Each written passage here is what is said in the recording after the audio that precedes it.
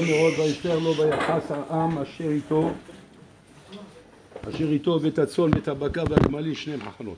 Donc on voit la rencontre de Yaakov avec Esav et comment Yaakov Kavechol se prépare à trois choses, Milchama, Tila, Doron, Matanot, וכו'. Et on sait très bien que tout le malheur de Yaakov, c'est le malheur embêté de nous à travers la galoute, comment on doit se comporter. On apprend de Yaakov Avinu Kavechol la Nagot du Olam, comment on doit se comporter face aux difficultés, face aux ennemis, comment Ertzim Litnaeg. Les Mfarshim ils ramènent comme ça. Bishlama Tfila, on comprend. Yaakov Avinu, il se prépare à la Tfila, c'est normal. C'est normal, il est Bachir Avot, il prie Hachem, il a un danger. On prie Hachem, nous aussi c'est comme ça, on prie Hachem quand on a un danger. Ça on comprend. Milchama aussi on comprend. Parce que Esav, Imar Bamot Ish, il vient 400 hommes, il vient pas pour lui souhaiter un bon anniversaire, il vient pour le déchirer, pour le tuer. Donc il se prépare à la Milchama, ça c'est normal. Aval Doron, cadeau, comment imaginer, Rabotai, que quand tu sais que Esav, Pachout, Koes Alecha, il est en colère avec toi. Pour lui, tu l'as dévalisé, tu l'as ruiné, tu lui as tué sa vie. Esav, il a tout perdu. Il a perdu les brachot, il a perdu la bechora, il a tout perdu. Et il sait que Yaakov, c'est lui qui a fait ça. Et il veut le tuer. Il sait, sa mère, elle lui a dit, il veut te tuer. Comment tu t'imagines maintenant qu'un bonhomme comme ça, tu sais qu'il te cherche. Il te cherche pour te tuer. Okay? Qu'est-ce que tu fais toi? Tu vas lui acheter un cadeau, ouais, et tu vas, maintenant, quand tu vas le rencontrer, tu vas lui donner un cadeau. Voilà, c'est un cadeau que je t'amène. Comment tu crois qu'avec ça, tu vas l'amadouer? Comment on peut calmer un Ben Adam à Botaï, il matanot? Milfila, je comprends. Milchama, je comprends. Avant le matana, il faisait choliot à Botaï. On pense à tout sauf à ça, sans venir du cadeau. En fait, Yaakov Avinu Rabotai, Chacham Gadol Meod. Yodea Torah Nefesh. Il connaît le Torah Nefesh, il est baki be Torah Nefesh. Mazet Torah Nefesh. Torah Nefesh, Rabotai, c'est la midot chez Ben Adam. Les midot de l'homme, Rabotai, comment elles fonctionnent à l'intérieur de l'homme. Et Yaakov Avinu Yodea Torah Nefesh. Et là, il va nous dévoiler, Rabotai, un Yisod Hatsum dans Torah Nefesh. Mashal Ema Davadome. Mashal et Tzvi. Tzvi, c'est le cerf. Le cerf à Botaï, puis Tom, il se rend compte, il est dans la forêt, il se rend compte qu'il y a des loups qui veulent le dévorer. Maintenant, le cerf, il court très vite. Il court plus vite que les loups. Donc, il peut, avec sa course, arriver à s'échapper. Mais il a une baria, le cerf. C'est quoi sa baria? C'est qu'il a il a un arbre sur la tête. Il a un arbre sur la tête. Attention, il faut savoir une chose à Botaï. Le cerf est très fier de cet arbre qui est sur la tête. Très fier de ça. Ça a pris des années pour que ça pousse ça. Et il se voit comme ça, fait un arbre comme ça sur la tête. Il est fier de ça. Il marche comme ça. Tu vois comme ça, ça couronne sur la tête. Et puis donc ces loups veulent le dévorer maintenant. Alors le cerf, il court très vite. Raskatsevi, on dit. On n'a pas pris, les Chacham, ils n'ont pas pris n'importe quoi. S'ils avaient plus rapide que ça, ils auraient pu encore plus rapide. Non, ils ont trouvé c'est le plus rapide. Raskatsevi, ça veut dire, c'est la ritza la plus meilleure qu'on peut imaginer. C'est l'éclair, c'est le foudroyant. Mais, il a un problème. C'est que maintenant, quand il va vouloir se sauver et que les loups vont le poursuivre, il va être gêné avec cet arbre qu'il a sur la tête. Parce que dans la forêt, Rabotai, il y a plein d'arbres. Et quand il va falloir zigzaguer, il fait le slalom pour se sauver entre les arbres, jusqu'à ce que tu arrives à semer ces loups, tes cornets vont te déranger. Alors, à ce moment-là, le cerf s'est marqué comme ça. Chez Oser Heshbon HaNefesh. Heshbon HaNefesh avant de commencer la course. Il se dit, c'est simple. C'est ça ou moi. C'est ça ou moi. Si je veux m'en sortir, il faut que je me débarrasse de ça. Et qu'est-ce qu'il fait le cerf à Botaï à ce moment-là? Il fait un sacrifice à Botaï, mais qui a Hatsoum pour lui. Il casse toutes ses cornes. Il se met il prend une pierre, et tu le vois, il commence à taper avec sa tête. Je sais qu'il devient fantasme. Imagine-toi, il a fait une coupe de cheveux. Parce que tu le vois comme ça, c'est impressionnant comme ça. Puis toi, tu vas le faire. Taras Boulba. Taras Boulba devant toi. Avec la tête rasée comme ça, il n'a même pas une petite corne comme ça qui dépasse, ouais, il a tout rasé. Il a tout rasé. Et là, Habibi, là, il commence la course, les loups, ils peuvent aller dormir. Ils peuvent courir jusqu'à demain, ils ne peuvent pas le rattraper. De là, il sort à Visram, c'est un terme Moussar Askel, Rabotai. Moussar Askel. Chaque bonhomme, Rabotai, il a des cornes. Il a un arbre sur la tête. C'est quoi ces cornes, Rabotai? C'est ses midot raot. C'est midot raot. Et tes midot raot, c'est elles qui vont t'empêcher de courir lorsque le Yetzirah veut te courir derrière. C'est elles qui vont t'empêcher de courir. Un, ça va être la gava. L'autre, ça va être la kina. L'autre, ça va être la ta'ava. L'autre, ça va être la taharou, chacun son sipour. Chacun son sipour à Boutaï, ce qui représente en vérité cette tempe qu'il a sur la tête et qu'à cause de ça, il ne va pas pouvoir courir lui. Il ne va pas pouvoir s'échapper du Yetzara. Et le ta'oud de l'homme, Torah Tanefesh Rabotai, c'est quoi, comme dit le Chazonish? C'est que l'homme est persuadé que mes midot font partie de moi. Je ne peux pas me débarrasser de ça comme le cerf, je ne peux pas me débarrasser de ça. Si je sauve ma vie, je dois me sauver avec ça. Et même si je cours vite, eh ben je dois réussir à courir vite avec ça.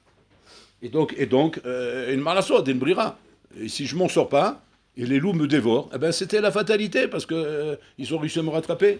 Non, le cerf, il est chacham. Il a compris que non, tu n'es pas obligé de courir avec ça. Tu n'es pas obligé de garder ça sur la tête. Ça, c'est un ornement, c'est un plus. Mais ça ne fait pas partie de toi. Le cerf, il peut exister sans ça. Vous vous rendez compte quel hijban, c'est un hijban natsoum en bouteille. Comment le cerf nous apprend cette chose-là en bouteille. Et que l'homme, pareil. L'homme ne doit pas se dire, mes bitotes font partie intégrante de moi. C'est-à-dire que moi et mes tavotes, c'est un, c'est une seule, c'est moi. Je ne peux pas m'imaginer sans mes tavotes. Je ne peux pas m'imaginer sans ma'atzlut. Je ne peux pas m'imaginer sans ma kina. Ça fait partie de moi, c'est chelek mimeni. Et l'homme en beauté, à cause de ça, ça devient cette déhot. Pour ça, le Rambam, il appelle à la chot midot. Il ne dit pas à la chot midot, il appelle ça à la chot déhot. À la chot déhot. Mais pourquoi il appelle ça à la chot déhot? Pourquoi les midot, c'est des déhot? Quand un bonhomme en beauté, il a la kina, c'est des déhot. Ce n'est pas des déhot, c'est midara. Pourquoi j'appelle ça déhot? Parce que ça devient médéhot. C'est-à-dire que le bonhomme, il développe des ashkafot autour de ça. Il commence à te développer du raisonnement, des raisonnements philosophiques, des raisonnements profonds, où il va t'expliquer comment les maasé, halakha, les maasé. Je ne peux pas avoir un autre comportement que celui-là. Et c'est tout à fait normal. C'est tout à fait normal que je sois comme ça, parce que la vie, elle est comme ça.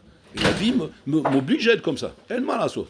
Donc maintenant, quand je vais entendre, par exemple, une ashkafa, une halakha, une anaga, mais tout de suite, je vais me rebeller. Mais pourquoi je vais me rebeller? Pas parce que, forcément, j'ai réellement quelque chose contre ça. Non, parce que ma mida se heurte à ça. Ma mida se heurte comme mes cornes se heurtent à cette arme. Et donc, les maasé, qu'est-ce que je me dis? Eh bien, c'est simple. C'est ou bien tu admets que ces cornes ne font pas partie de toi, et que tu peux sauver ta vie en enlevant ces cornes-là, ou bien tu vas te dire, El Malasot, ces cornes font partie de moi. Et la seule mission de sauver ma vie, c'est me sauver avec ces cornes-là. Mais là, Habibi, tu es mort si tu fais ça. Si tu fais ce Heshbon, tu es mort.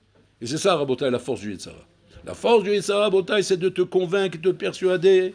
Shata lo yachol litnatek ma midot shelcha. Tu ne peux pas t'échapper de tes midot. Si tu es Aslan, tu es condamné à être Aslan toute ta vie. Si tu es Balkina, tu es condamné Balkina toute ta vie. Si tu es Baltava, tu es condamné Baltava toute ta vie. Pas stam, les Chazali disent. Akina va kava va tava, mutsimita adam min ha'olam. Mutsimita adam min ha'olam. Il dit, Monsieur Tisharim, mi'eze ha'olam, mi'eze ha'olam mutsimoto. Mais olam hazeh, non, au contraire, tu le vois, Habibim, saksegim, c'est encore mieux. Plus c'est la kina, plus tu t'éclates. Plus c'est la tava, plus tu t'éclates. Alors, mi'eze ha'olam mutsimoto, mais olamo. Mosimoto me'olamo, me'olam shelo. Me'olam shelo. Lo me'olam hazeh, me'olam shelcha. C'est-à-dire qu'un homme, Rabotai, il a une chova de quoi? De travailler dans son olam. Ma chovato be'olamo. Arrête ta chova, elle n'est pas pour rapport à ton olam, elle n'est pas pour rapport à olam extérieur. L'olam extérieur, il ne te concerne pas, Béchal. L'olam extérieur, c'est juste pour avoir de la déco. C'est de la déco, c'est juste, comment dire, le fond, comme au théâtre, tu vois, tu as l'image de fond. Puis on est à la montagne, puis on est à la mer, puis on est à la prairie, puis on est dans le volcan, puis on est sorti du volcan. C'est le théâtre des guignols. Mais en attendant, ton olam à toi, où il est? Ben, je sais pas, ben, c'est ça le olam. Ma pitom, ça c'est le olam extérieur, mais ton olam à toi, c'est quoi? Ton olam à toi, c'est ce que tu es réellement, be'etzem, ton essence. Je vais dire, ben, ce que je suis, ben, c'est là, je suis un balkina, ma pitom. Tu n'es pas un balkina, tu n'es pas ça. Simplement, tu as des cornes et la chiami, ce truc-là. Et à un moment donné, il faut faire un choix dans la vie. Il faut casser ses cornes. Il faut les casser en bouteille. Parce qu'à un moment donné, peut-être pas tout de suite, parce que il y a encore un peu de terrain à courir avant d'être obligé de casser ses cornes. Tu vas pouvoir courir un petit peu. Mais quand tu vas t'enfoncer dans la forêt et que là, le danger va devenir pressant, parce que tu sens que les loups se rapprochent de toi.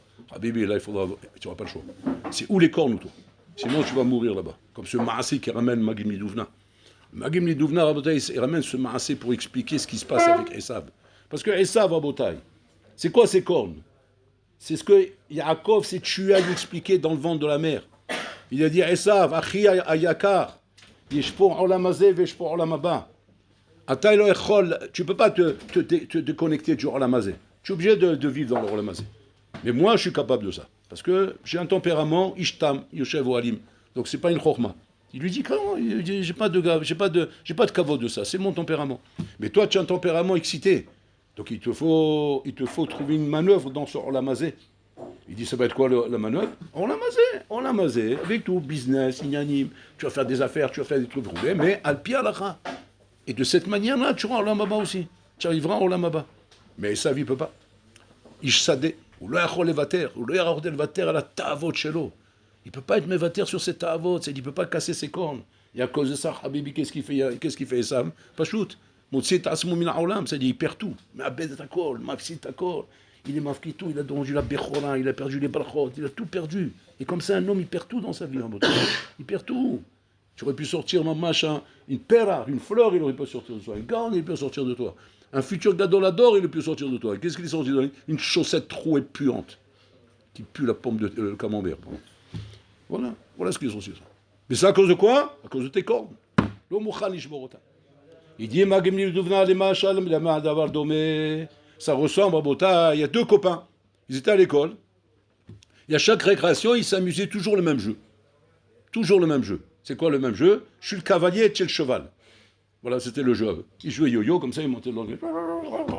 Ils tournaient comme ça, pendant toute la récréation. Le hamar là-bas, il est en train de courir comme un bourricot, et l'autre dessus. Comme ça, il était loin. Toute la récréation, c'est ça. Ils finissent la récréation, la hall est rentrée pimpant en chiour, l'autre... Il arrivait couché, il arrivait, dès que les chiours devenaient un peu compliqués, ils sont dormés. Et le prof, il s'énervait avec lui. Bah, Rakata Yoshen. Il dit, je suis fatigué. Mais fatigué de quoi? Mais j'arrête pas de courir, il fait le sous, c'est un sous, tu vois, il n'arrive pas à courir là. Un jour, qu'est-ce qui s'est passé? Il jouait comme ça au sous, et maintenant le cavalier là-bas, je ne sais pas ce qui s'est passé, il avait quelque chose à faire. Ah oui, il devait aller aux toilettes. Voilà, il devait aller aux toilettes. Donc il devait partir aux toilettes. Donc qu'est-ce qu'on fait quand le cavalier il a un sous, il va partir aux toilettes, oui. Si vous avez vu les films de cow-boy quoi, il a attaché le sous. Donc il a mis comme ça, il a pris une corde, il a attaché comme ça, il a un truc là-bas comme ça, il a attaché. Donc il part aux toilettes. Toi, il finit les toilettes, maintenant la récréation s'est terminée, il rentre en cours. Maintenant l'autre il ne bouge pas, il est là-bas, il est attaché. La récréation elle passe, les chourim se terminent, les élèves vont à la maison, et la nuit elle tombe. La nuit elle tombe, l'obscurité totale. Tout le monde est parti, il n'y a plus personne. Il reste un enfant dans la récréation en train de pleurer. Il pleure là-bas. Jusqu'à que le chômeur, qui est le gardien de la scène, il vient, il entend quelqu'un en train de pleurer. Il dit, Makarabo. Il s'approche, il voit le petit en train de pleurer. Il dit, Maïchnecha, lama ataboché. Il dit, je suis pleure parce que je suis attaché. Tu dis, ben détache-toi. Enlève la corde, voilà, c'est à tes mains, tu l'enlèves la corde. Il dit, je peux pas. Il dit, pourquoi tu peux pas? Anissous. Je suis un cheval. C'est nous réveillons, Mahmoudaï. Regardez ce machal monstrueux, diabolique qu'il est en train de nous raconter le Magnifique. On rigole de ce machal, il nous fait rigoler le machal. C'est la vie de tous les jours à Botaï. Quand dans la vie on t'a mis dans la tête que tu es un playboy, tu es un artiste, tu es un dragueur, tu es un pauvre type, tu es un fumeur, tu es un mahboul, tu es un batlan, bon, tout, etc. Ouais. C'est fini. Ton jeu, il est fait, t'es mort. Tu es mort. Ça y est, tu es mort et enterré. Mort, enterré. Tout le travail du Yetzara à Botaï, c'est de te mettre une étiquette ici. Ish Sadeh. Une fois qu'il a réussi à lui mettre l'étiquette sur Esav, Ish Sadeh, ça y est. C'est fini. Esav, il est mort. Mais comment Esav, il est chacham? Tu rigoles et tu te demandes comment on est maaser de sel, comment on est maaser de teven. C'est pas ça, moi, Botaï. C'est pas un idiot. Il pose des questions à Moukot, là-bas. Il y en a qui expliquent des farshim, là-bas, qu'est-ce que c'est Me'aser et Tambelar, Me'aser et Tateven. C'est pas ça, Mahmar, qui est en train de dire comment on est Me'aser de sel. Parce que sinon, on peut pas dire que sur ça, il a roulé son père. Comment il a roulé son père? Pourquoi? Ils ont une espèce d'idiot. Une espèce d'idiot. On fait pas Me'aser du sel, on fait pas Me'aser du Mélar. Tu dis Saïd Bépiv, il a roulé son père. Il a roulé son père avec des choses, avec des belles questions, mais pas avec des ch'touillottes pareilles. Il pose des ch'touillottes. Il aurait dû, son père, il aurait dû dire, mais arrête de dire des ch'touillottes, ça suffit. Tu me prends la tête avec des bêtises. Et non, il posait des questions à Tsumot. Il demandait, papa, c'est pas normal que le sel soit pas tour de maaser. Il dit, pourquoi c'est pas normal? Il dit, parce que quand tu regardes bien, un repas sans sel, il est fade, il vaut rien. Et quand on met du sel, on le rend yakar. Et à ce moment-là, il est vendable. On peut le commercer. On peut faire quelque chose de hachouv avec ça. Donc le sel représente les chaoura. Et Khal Karim, un des principaux accompagnateurs du plat. Donc pourquoi on n'est pas chayav de prélever le maaser? Arrête, tout le lien de prélever le maaser, c'est quoi? C'est qu'aider l'autre Hachem, pour remercier Hachem du bien qu'il nous a. Le sel, ça doit être normalement la chose principale. Pourquoi? Pareil, le teven. Le teven, avec ça, on donne à manger à la vache. Et la vache, grâce à ça, te donne du bon lait. Et le lait, avec ça, on mange des cornflakes, on mange des cariotes, on mange le heboz, on mange tout avec. Donc tu vois que quoi? Et on fait le camembert, on fait le gruyère, on fait le roquefort, on fait tout avec ça. Donc qu'est-ce que tu vois de là? Que le teven est hachou. Son teven, il n'y a pas tout ça. Donc il faut faire masser du teven. C'est piqué, ayachacham. Ayachacham, la baya, c'est quand il y a mis une étiquette sur le front. C'est quoi l'étiquette? Ishsadeh. C'est-à-dire quoi? Tu as un sous. Et un sous, eh ben, il ne peut pas faire autre chose. C'est ça la milchama avec le Yetzer. C'est-à-dire que quand on te donne le srout de venir à l'Yeshiva, ça on te donne le srout de peut-être, c'est une tentative, hein, si on y arrive, peut-être réussir à t'enlever l'étiquette. Si on arrive. Si on n'arrive pas, ben, tu seras condamné à vivre avec ton étiquette toute ta vie. Et ton étiquette, ben, tu sais ce que ça veut dire. Tu es condamné à être un sous pour toute ta vie. Et ça, chez Mishmon, Rabotai. Donc regardez le combat qu'on a ici. Maintenant, Yaakov a vu nous regarder la chokhmat nefesh qu'il a ici. Il se dit comme ça. Nachon que Esav il me haït. Mais Esav, c'est un ish sadeh. Donc il est conscient de ça, Yaakov a vu. Il sait très bien Esav où il est, Rabotai. Esav ou Ba'olam Hazeh. Olam Hazeh, Rabotai, il a gagné à Esav. Esav n'est plus capable de voir et de dissocier lui et c'est Avot. C'est Yatsam il Olamo. Donc lui, c'est Avot, c'est une seule chose, Rabotai. Donc quand Yaakov a vu nous, Rabotai, il lui met le cadeau Eder. Eder, vous savez comment il a fait? Il a pris un groupe de moutons, après un espace. Après le Trishem, un espace. Après ça, un espace. Après les Hamorim, un espace. Les Gemalim, un espace. Qu'est-ce qu'il fait en vérité? Qu'est-ce qu'il fait Rabotai? Pasout, Mazbia et Ta'ain Shelo. Il rassasie son œil. C'est-à-dire qu'il le rend fou. Il le rend fou, Rabotai, des tavotes qu'il a dans la vie. Et quand il voit ça, hein, il voit Olam Hazeh. Donc il devient fou, Rabotai. Motzi oto me'olamo. Et quand il est motzi oto me'olamo, automatiquement il oublie la haine qu'il a pour Yaakov. C'est-à-dire qu'il oublie le tachlit. C'est-à-dire que même le tachlit, Rabotai, qui est le tachlit qui nous vient de ses midot, même ça il arrive à l'oublier. Tellement c'est Meshahed Oto. Et on le voit dans le texte, comme c'est marqué là-bas, qu'il a couru, il a embrassé Yaakov Avinu. Et là-bas on dit, qu'on met des coups pour dire que le baiser il était sincère là-bas. C'est-à-dire qu'il a réussi à être Meshahed Oto. C'est Nora Bayom, Rabotai. Nora Bayom, comment lui être ça peut-on brouiller dans la vie? Avec des cadeaux, Rabotai, des cadeaux de tokar. Avec des cadeaux, il t'embrouille des cadeaux de tokar. C'est-à-dire qu'il peut te faire vendre ta Torah, pour des tavot de goy, des tavot de sous, des tavot qui sont matim pour des gens qui n'ont rien, Rabotai. Quand il n'a rien, il n'a pas Torah, il n'a rien du tout. Va dire où tu veux qu'il aille. Il a Olam Hazeh. Et Olam Hazeh, c'est normal pour lui. Mais quand toi, tu as une Torah aussi riche et aussi puissante que ça, comment, Bichla, tu peux être mévater? Mais Yaakov Avinu, il connaît son frère. Il sait que son frère, Rabotai, il a une étiquette ici. Ish Sadeh. Cette étiquette, Rabotai, c'est comme l'exemple du sous. C'est-à-dire qu'il est condamné à vivre comme ça toute sa vie. Alors maintenant, comme il le connaît, un cadeau avec un cadeau, je vais l'embrouiller, Rabotai. Je vais l'embrouiller avec un cadeau. Comme ça, maman, ils font, Rabotai, ils font un Carrefour. Ou à Auchan, les grands magasins, les grandes chaînes, ouais. Tu vas là-bas dans les rayons, là-bas. Et tu vas choisir, par exemple, un shampoing. Un shampoing pour tes cheveux. Ouais. Les poils que j'ai là, ici. On a des poils sur le scène. On a des poils, ouais. Donc tu choisis un shampoing. Et tu vas dans le rayon là-bas. Et là-bas, tu vas, il y a combien de sortes de shampoings? Il y a au moins, je sais pas, 1000 sortes. Et tu es comme ça, les rayons comme ça. Eder. La sbia et ta'aïn. Maintenant, il y a des techniques, attention, des techniques commerciales en bouteille. C'est-à-dire que le produit invendable, on te le met devant les yeux, comme ça. Ouais. Le produit un peu moins, on le met au-dessus. Le produit qui se vend, mais comme des bambas, et ils te le mettent en dessous, là-bas, sous la caisse, là-bas. Celui-là, ils se mettent tous à quatre pattes, en train de le chercher. Alors voilà, ça y est, je l'ai attrapé. C'est là, je l'ai trouvé. Il est ça devant, personne ne touche. Sauf le hamar qui vient là-bas, il a le jifa sur la tête, il va comme ça, il va ramasser ça pour se laver la tête. Mais tout ça, c'est le sheker du Olam Hazeh. Et ce sheker du Olam Hazeh, Rabotai, il nous donne l'impression, quand on te demande maintenant, il n'a qu'il a mis d'être mevater al kol hashtuyot haele.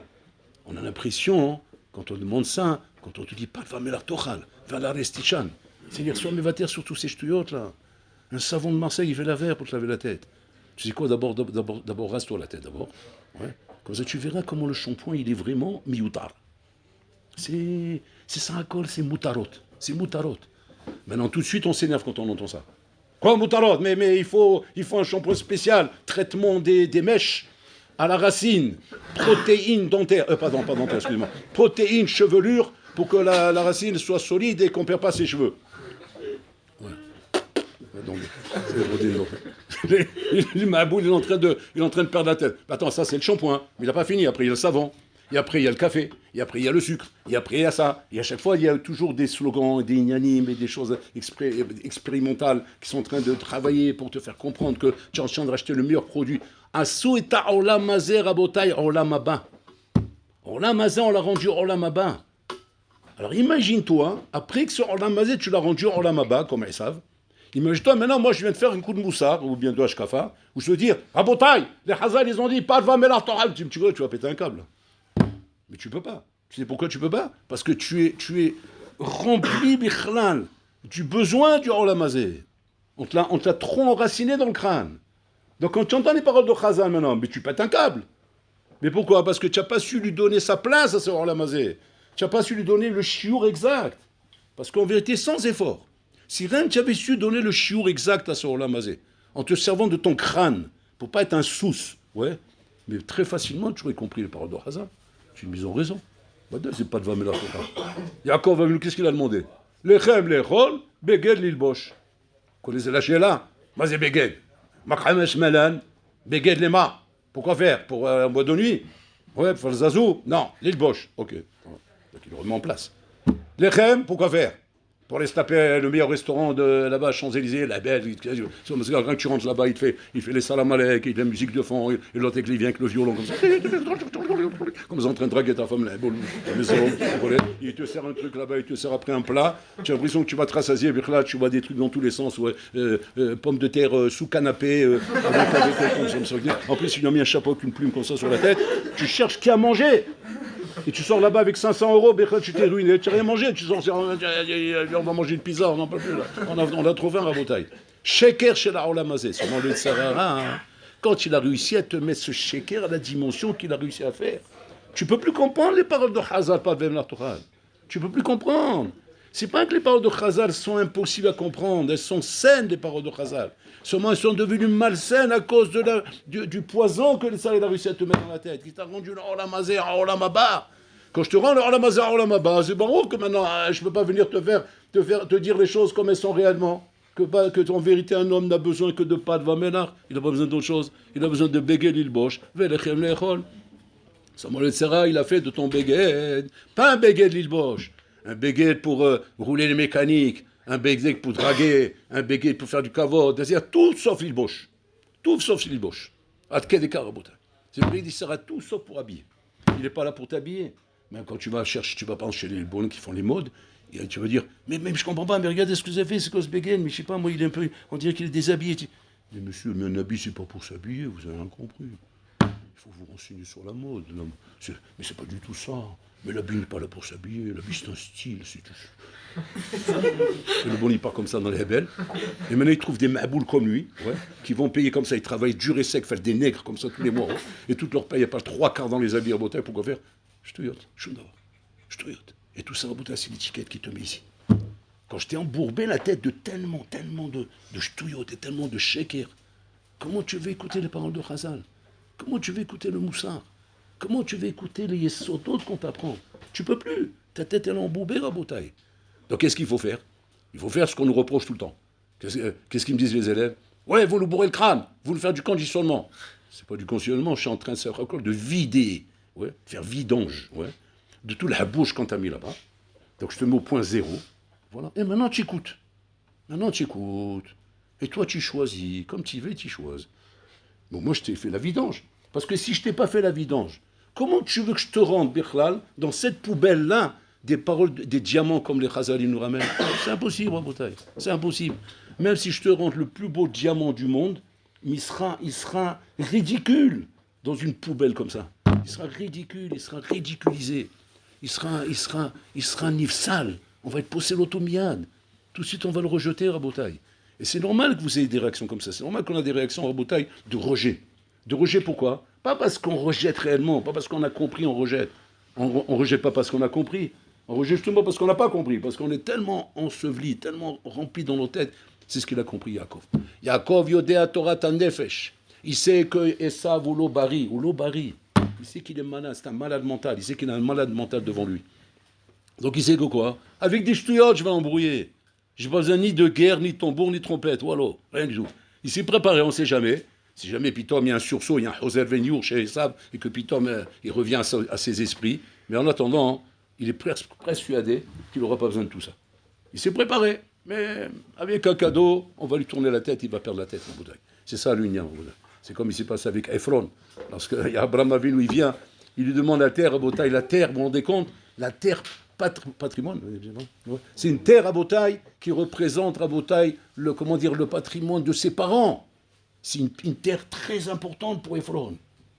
Et Ephron, il n'arrête pas de le répéter. Je sens, j'ai une terre importante, dès qu'il a sorti les 400 shekels, Mazib, à quoi le PCD? Oui, prends tout, c'est à toi la terre. Où sont tes valeurs? Et faut arachim shelcha. La terre de tes parents, des gnanis, tout est parti en l'air. Pourquoi il a vu l'argent? Il a vu l'argent, il a perdu la tête. Et c'est ça à Botaï.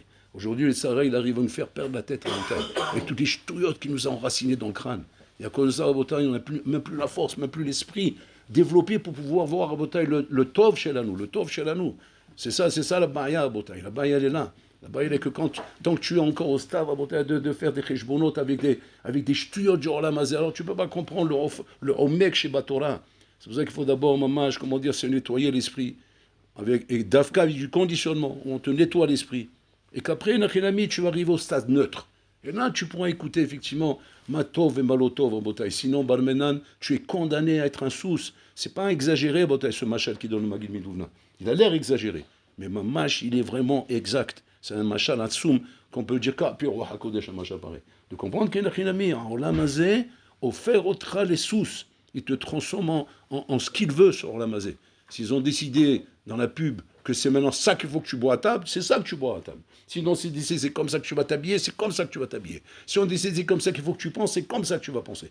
Et on te pilote. Tu es piloté par des dérotes, des mythotes qui sont rabotailles, mais jetés en quantité industrielle en Botaï, sur des images, sur des connexions, sur des réseaux sociaux. Si le bonhomme en Botaï, il est là-bas en train d'écouter et en train de regarder, mais il a plus de chances, comme dit Smith Yadisharim, d'être nirchal, plus de chances d'être nirchal que de pouvoir traverser la Botaï. C'est pratiquement impossible qu'il traverse ça. C'est un terrain miné, pratiquement obligé qu'il saute à la Botaï. Tellement que le mirchol, il est grand.